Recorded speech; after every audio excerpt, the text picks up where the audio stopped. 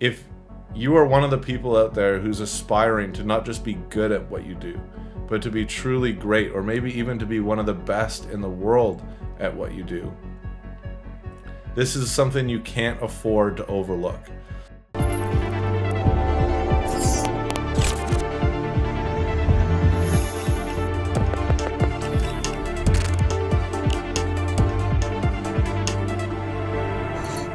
Here's what fascinates me about people at the very top of their game. Not just the pretty good people, I'm talking about the actual top, like multi-billionaire entrepreneurs, the leading academics in their field who are clearly just miles ahead of everyone else. Or even in the military, people who are on some of the tier 1 teams like SEAL Team 6 operators.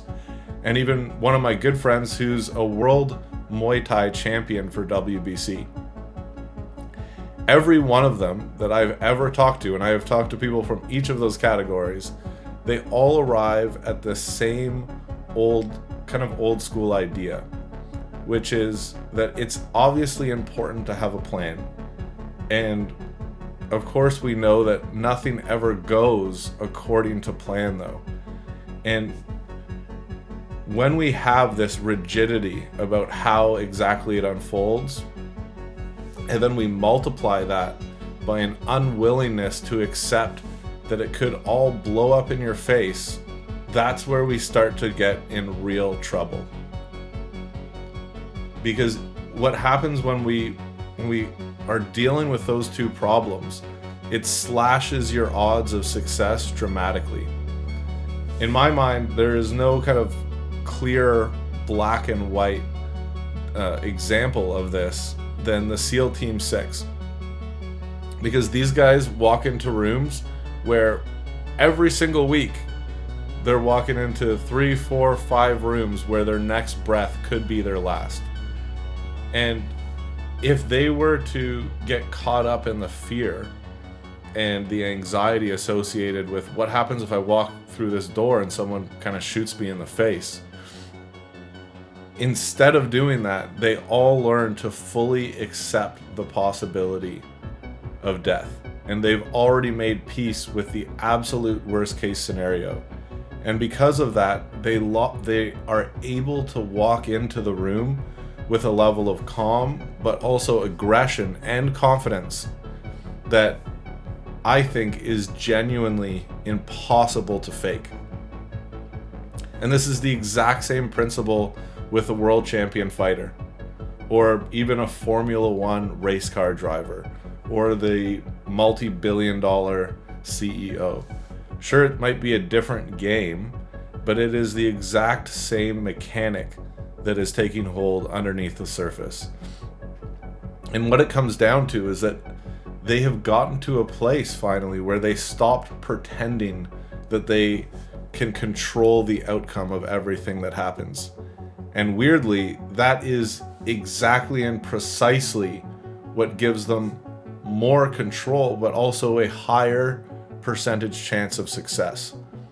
And the next time that you're feeling really anxious about something or super stressed about what is going to happen with this particular outcome, or what's going to happen with my job, or what's going to happen with this relationship, I want you to realize that you are very likely reducing the chance of success. And here's, I think, a more fun connection that almost nobody makes. Understanding cognitive bias and the dissonance that it generates puts you in a state where you're more like water and less like maybe a welded frame that can't move. And just like Bruce Lee, I think, said, 2 things happen when you're water. 1, you learn faster because now you're not wasting energy defending beliefs that are probably half wrong anyways. And you're finally able to adapt in the moment to exactly what's happening in front of you. For most of us, the moment life throws you a curveball, you kind of just react, or you just respond automatically.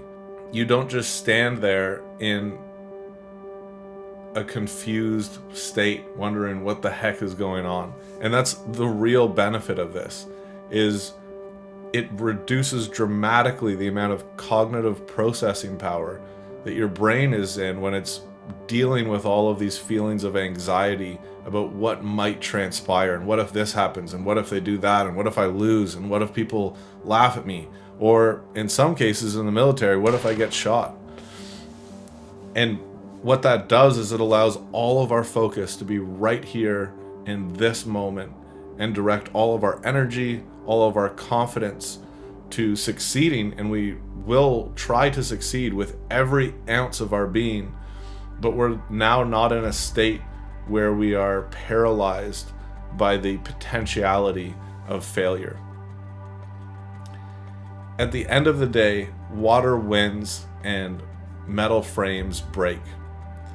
Now stick with me here for one more minute, because this is the part that in my mind actually matters. If you think back to the moment, maybe a moment this week, where somebody said something that, I don't know, challenged one of your beliefs, you very likely felt your chest tightening. Maybe you felt your jaw lock, and you spent the next 10 minutes, or maybe even the next hour, defending yourself in your head and replaying that conversation that was already over. I want to present an idea to you that potentially that was not anger, and maybe it wasn't even conviction. That deep down, what was happening in that moment is that it was fear. And it was fear that if they were right, that you would be wrong. And if you were wrong, it meant you were stupid. It meant you weren't worthy of love. It meant that nobody was going to notice you. It meant that you would be seen as weak. Any of these fears that we all hold. I want you to sit with that for a second, because every single time that that happened in your life, you had a chance to grow. That there was a chance there to be sharper and more free, even more alive. And every time your reflex was probably to close up instead of to open up. And when we multiply that effect by a month or a year or a decade, that is kind of the invisible tax that you've been paying for probably your entire life, and nobody has ever handed you a receipt, not even a refund, nothing. So here's the offer I want to make to you. It's free. There's no course behind this. There's no routine, not even necessarily a mindset overhaul, depending on how you look at it. It's just one thing.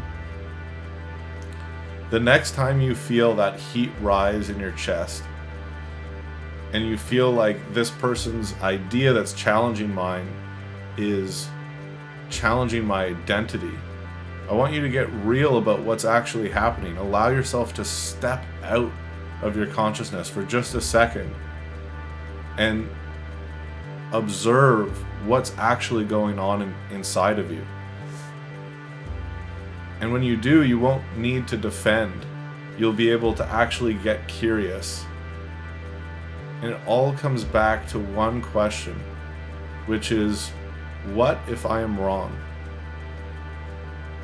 And contrary to probably most people's beliefs, a posturing sense of confidence and certainty about things is more often than not the biggest delta between people who are great at what they do and people who are the best in the world at what they do. We see this in behavior profiling all the time, which is that the quicker you're willing to attach your identity towards a particular objective truth about what you're observing in the other person, it holds you back from being able to receive more information. And so you can have the best skills in the world. You can be trained better than anyone else out there, but you're essentially putting training wheels, or you're putting chains around your mind and not allowing it to be able to achieve at its fullest level. And I promise, the second you stop being afraid of being wrong is the second that you stop being afraid, period, in most situations. And if you want to take it one step further, the second that you stop being afraid to even die for something that you truly believe in, for something that feels like it's a really worthwhile thing to live for, that is true freedom that most people never fully get the chance to experience. All I wanted to do today was just put these ideas on your table, but from here, the game is yours, and it is up to you exactly how you want to play it. Look, I know you don't want to watch another ad. I don't blame you, but I have seen this change too many lives to just let you scroll past it. There's a moment that most people have where something feels off in a conversation and we ignore it. And it's not because you're wrong, but it's just because we don't trust what we're seeing. And that's where all of this starts. NCI Level 1 isn't about learning a bunch of tricks. It's about finally understanding what you've been noticing your whole life already. You start to see behavior a lot more clearly. The body language, the emotional shifts, the intent that's behind someone's actions. So you don't guess anymore. You read what's going on. You understand what's going on. And you can actually respond with precision. Most people ignore what they see. This is where you learn to trust it. NCI 1 is a foundational course in behavior profiling, and the link is right down in the description.